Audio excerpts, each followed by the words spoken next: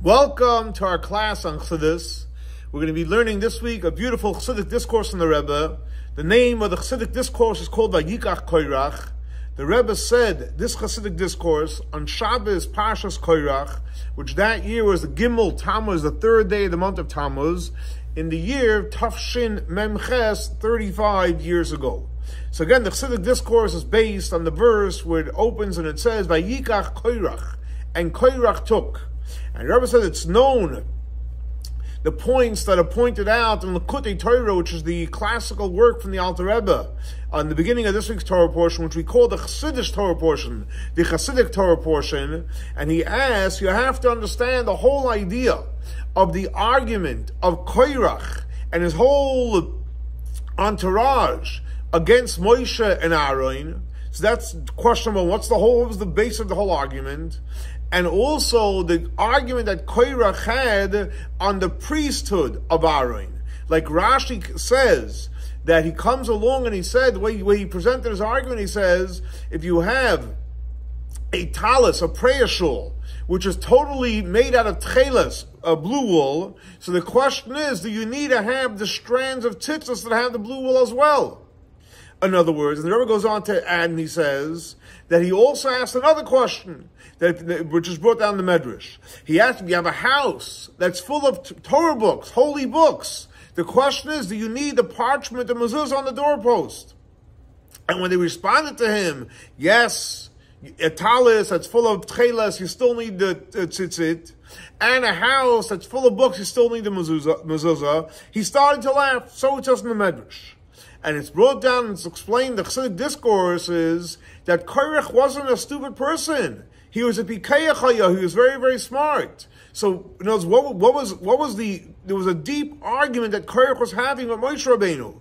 Koirach was very, very smart, and he saw that in the future, when the Mashiach comes, when the Messiah is going to come, the Leviim, the Levites are going to be priests. Why? Because the Koyanim are the attribute of chesed, kindness, and the Leviim, the Levites, are the attribute of Gevurah, severity. So today, we need chesed, we need kindness, we need love. However, in the future, what's going to be revealed? The real power of Gevurah, the real power of discipline, the real power of being in awe of HaKadosh Baruch Hu. Because we know the idea of the priest is to serve Hashem. And in today's day and age, so what in a revealed way, what's more important? To be kind, to be strict. So we know it's about being kind. So therefore, that's why the priests, the kohanim, which represent the idea of chesed, they're the ones that serve in the temple, because they wanted to draw on the energy of chesed. However, when Mashiach comes, then we'll be able to handle the level of Gevurah. So then what's going to happen is the Levites, who represent the idea of Gevurah, they're the ones going to be serving in the temple. And Rebbe goes on to say, you can add an explanation on what it says in the Rambam. That the Rambam says the reason why the Olam Haba, the world to come, Olam means world, Haba, the world to come, is called with this name of Olam, world, Haba to come, not because it's something of the future. But why is it called Olam Haba? Because the world to come, it comes out as a byproduct through our work in this world. So Olam Haba means, yeah, technically it's coming in the future, but it's coming in the future based on the work that we're doing now. So in other words, what does that mean? That the revelation, which is going to be in the future, we already have it now, because we're the one building the future. So therefore, since the future is technically being built now, so therefore Koirach says, one second, in the future, who's going to be the ones in charge? The Levites, because of Gevurah. So let's make it happen now. Let's reveal the power of the Levites today. And especially based on the famous teaching and saying of the Rebbe Marash, the fourth Chabad Rebbe, who used to teach the famous teaching of L'chatchila Riber, which means if you're facing a challenge, so the normal way is you deal with it in a normal way. If not, you go here, and then if not, you jump on the top. So the Rebbe Rash always said, just to begin with, go straight to the top. Go straight to the highest level. So that's one of his famous teachings. But he has another famous teaching. What's the other teaching that he has? It says in the Mishnah, schar mitzvah mitzvah. The reward of a mitzvah is the mitzvah itself. In other words, what does that mean? That at the moment when you are fulfilling a commandment of Hashem, you already have the reward now, which is going to be revealed in the future when Mashiach comes. So when you do a mitzvah, the reward comes in the future. Comes along the Rebbe Marash and he says, schar mitzvah mitzvah, you know that reward that you're going to get in the future? You already have it now. The only thing is, it's like laying in a safe, and you also have the key to the safe, but the point is you're not going to be able to access it and use it and benefit till Mashiach comes, but you have it now. It's yours now. You just can't access it and use it till later. So that's why Korach came along and he said, 1 second, we already have the reward for the future. We know the future is going to be the Levites. It's all going to be at Gevurah. So let's make it today that the Levites should be the priest. Let's bring the future in the present. And based on this, we'll understand why Korach argued and he said a talis, a prayer shawl, which is completely made out of tcheles, blue wool. You don't need to have the tzitzis, you don't have the strings attached to it. Why is that?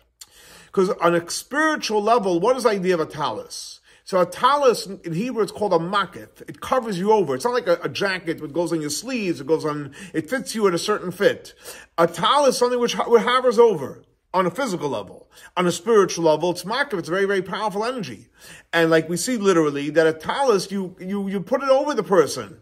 In other words, the head and most of the body, etc. If you have obviously a kosher talis, it covers most of your body. Now, even the small part that doesn't cover, but since according to Torah and according to Jewish law, you're considered someone that's wrapped in a talis, so the Torah establishes the fact that the talis, the part that it covers you physically, but the part that doesn't cover you, it's included by the part that it covers you. Therefore, according to the Torah, and that's the truth, because everything from the Torah is truth, the fact is the whole person is enclosed and it is wrapped up in the talis. And especially the way it's on a spiritual level. Because talis is called what? Priest of Malka. It's the part of God that covers over us. What does it mean practically? It's referring to the idea that we have Kabbalah's El Malcha Shemayim. We accept upon ourselves the yoke of heaven. So when you accept upon yourself, it's not just the brain is accepting and the heart is accepting and the body. When someone accepts, it's full acceptance. It means when you accept the Hashem on you, Hashem is harbored all over you because you accepted Him.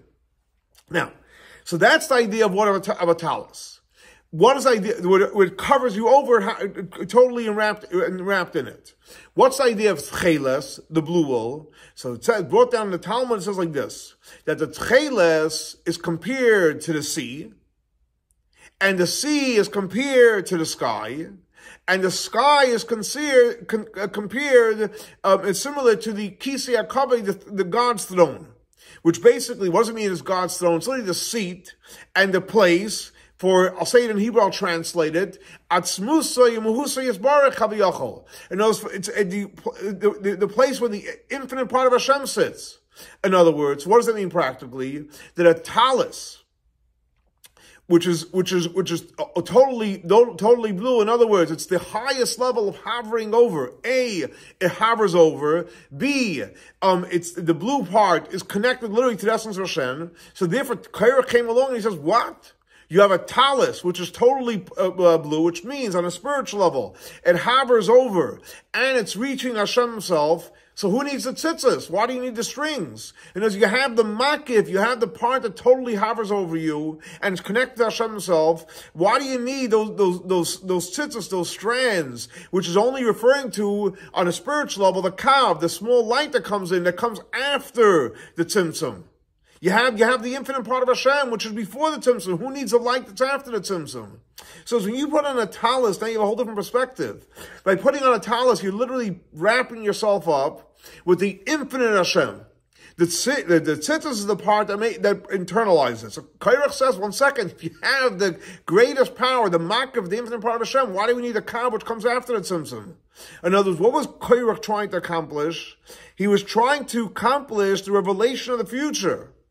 That what's going to happen then, the Levites are going to be the priest, and we're going to realize the real power of Gevurah, and So what's going to happen then is we're going to be able to bring in the greatest powerful levels of Makif, which is much power than previous. And you won't need any contractions of light. So that was Korach, this brilliant person he was trying to bring the future now. However, unfortunately, the truth is Korach made a big mistake. Because the world wasn't ready for it yet. Like it's brought down the Chesed discourse at length. So his vision, his plan was idealistic. He had a very powerful plan, a good plan. But the problem was he was premature. It was before its time. Now, in Likutei Torah from the Alter Rebbe, he brings, from the Medrash Rabbah, another reason for Korach's argument. In other words, what was the other reason for his argument? That he was jealous. He was jealous from Aaron. What was he jealous from Aaron? Because in reference to the Levites, what does it say in the Torah? The Heviru Sar, they have to go ahead and shave their body. On the other hand, Aaron was totally beautiful. He was wearing his beard, like it says in the prophets, like good oil that would go down on the beard of Aaron. So Korach was part of the Levites had to shave. On the other, and we'll soon see, by the way, whether it's okay to shave or not. We'll get to that in a minute. But the point is that Korach had to shave, and Aaron had a beautiful, beautiful holy beard. What does that mean practically? That Korach was jealous that Aaron had a beard. And however, Korach was commanded to cut off his beard. He didn't have a beard. And Korach wanted that. So that was another argument he had.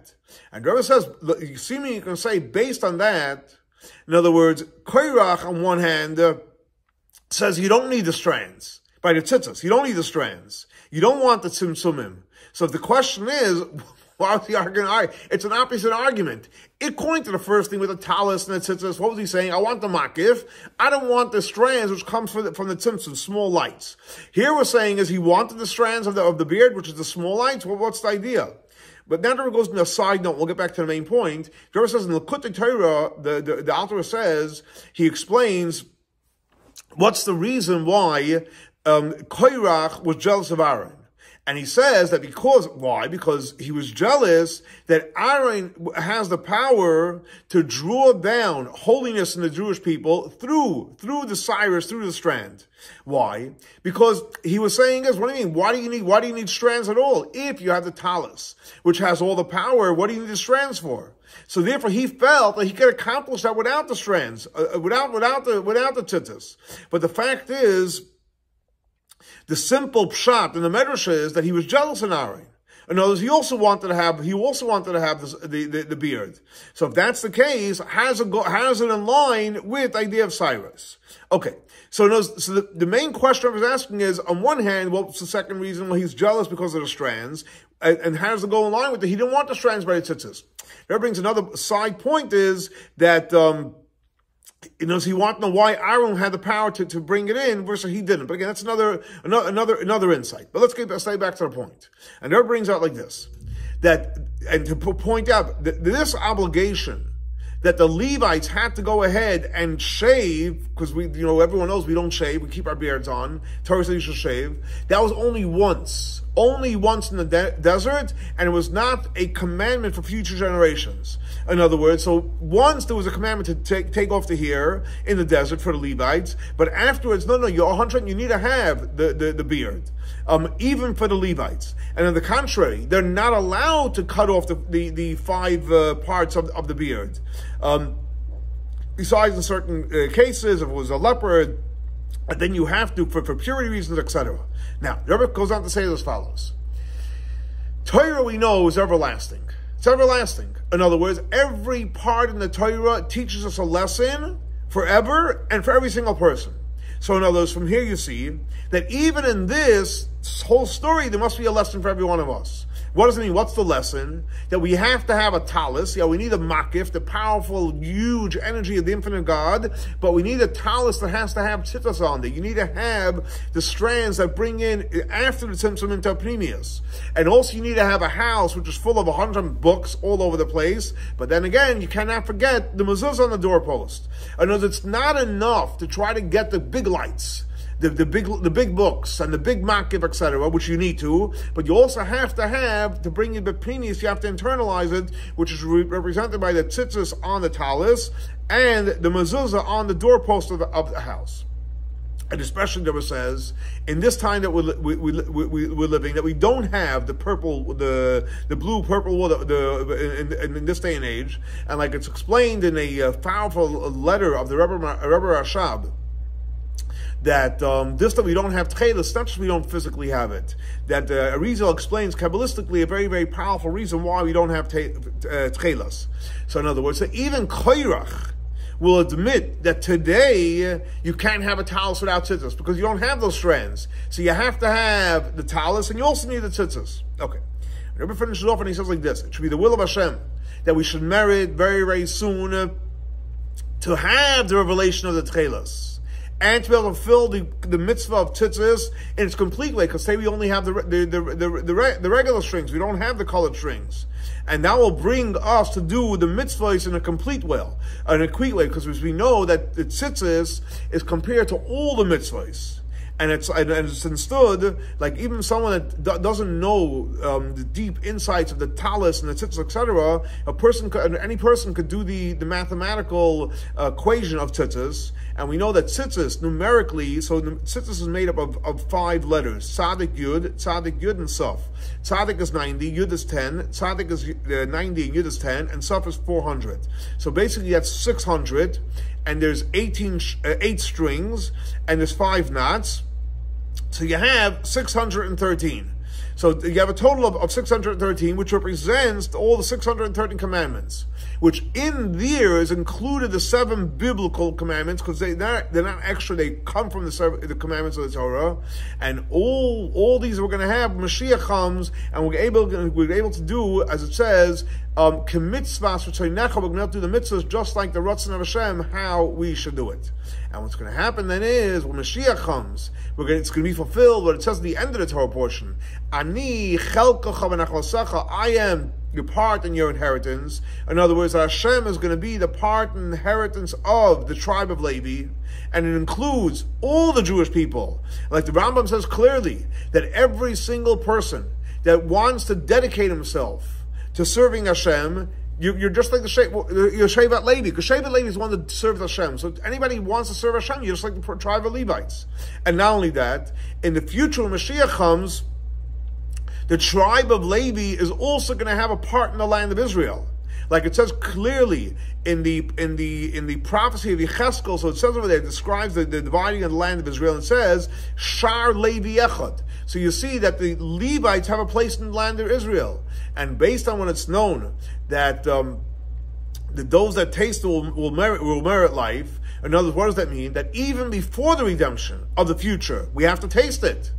So in other words, so obviously we have it exist on some kind of level even now as well. Even though the tribe of Levi did not have a place in the land of Israel, but the fact is the Rambam writes halacha, Jewish law, but he also writes yira li, it seems to me. In other words, it's a level in the oral law which even in relation to the actual halacha of the Rambam, that he writes over there, that this is only said that the Shevat Levi does not have a part in the land of Israel, is only in the part of the land of Israel that was given as a bond from God to Abraham, Isaac, and Jacob as an inheritance to their children, and it was divided up to them. However, all the other part of the land that the kings of Israel conquered, so over there, in the expanded part, the priests and the Levites in that part of the land could have a part in it. And the Rebbe says it's already discussed in other places as well, what the law is with the land of Keni, Knizi, Kadmoini, in reference to the tribe of Levi as well. But however, when it comes to the future, when Mashiach comes, it says clearly that, like the Rebbe quoted before from the prophet, Shar Levi Echad, and the same thing also gives a sign for every one of the other tribes. So therefore, obviously, the Shevat Levi is also going to have a place in the land of Israel. Israel. But the main thing the Rebbe finished off and he says should be the will of Hashem, that it should happen very, very soon, and the verse and the prophet should be fulfilled. God will be the ultimate cling, and by Yoim Ahu, when Dante Mashiach comes, Hashem Achad, there'll be one Hashem. His name will be one, and most importantly, it's going to happen. Take care from Miyad Mamash. So here you see another beautiful, powerful teaching of the Rebbe, Chesed discourse, where he explains what is the source of Koirach.